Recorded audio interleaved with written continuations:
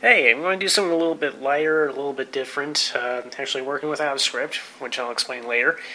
Um, since I'm probably going to wrap this up for the summer before very long, I figured something that would be nice to do would be to do a kind of behind-the-scenes video.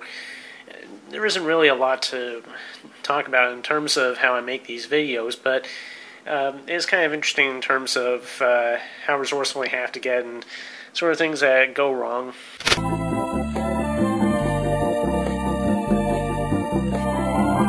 Okay, so by now you probably noticed a jump cut or something. I'm actually going to be doing this a little bit more rough and rugged than I usually do, just so you can see for yourself exactly how I do it. And that's going to start right now. Okay, the setup, as you can see in my mirror here, is actually pretty simple. I record the video for Born on the Corner using a simple digital camera. And another thing that I do that you're probably not very conscious of most of the time is I actually record the sound separately on this little sound recorder and MP3 player. Now, the reason that I do that is partly because I edit the videos on Movie Maker, which kind of ties our hands a little bit in terms of doing things like voiceovers and putting graphics over the video. Now, the other reason is just because, as I'll find out in a minute, the stock sound on the camera isn't all that good.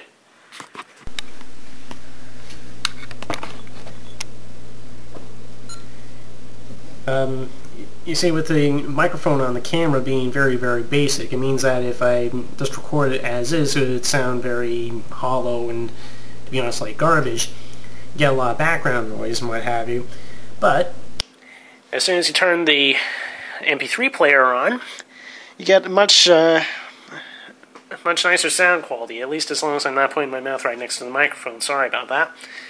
The other thing that I have to take into consideration is the fact that I simply don't have a good memory, so I always write my scripts out in advance. As you can see, this is a preview of an upcoming episode.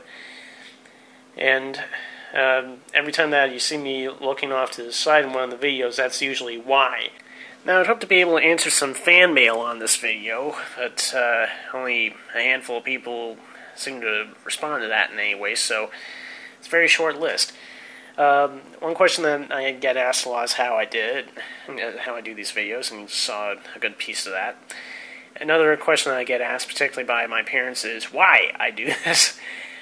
Well, the short answer is because not only do I have a great deal of free time on my hands, I'm the first person to admit that, but in addition to that, I just think that certain things are just too important to completely ignore, because otherwise anything can happen and we just become a bunch of sheep. Another question that I've been asked is a pretty simple and straightforward one. When will I run out of things to say?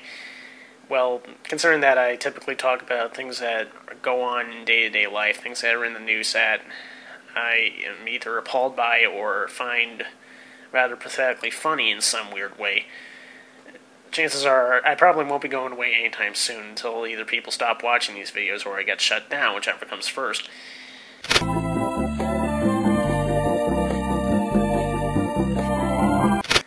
And there you have it. That's pretty much the nitty and gritty of how I do these videos. Not a great deal to talk about there, but then again, you don't have to be. I mean, just pick something that you're very passionate about, try to come up with something relatively clever or honest to say, and just go to town. Like I showed you, it doesn't really take much in the way of equipment. A regular digital camera these days will do just fine.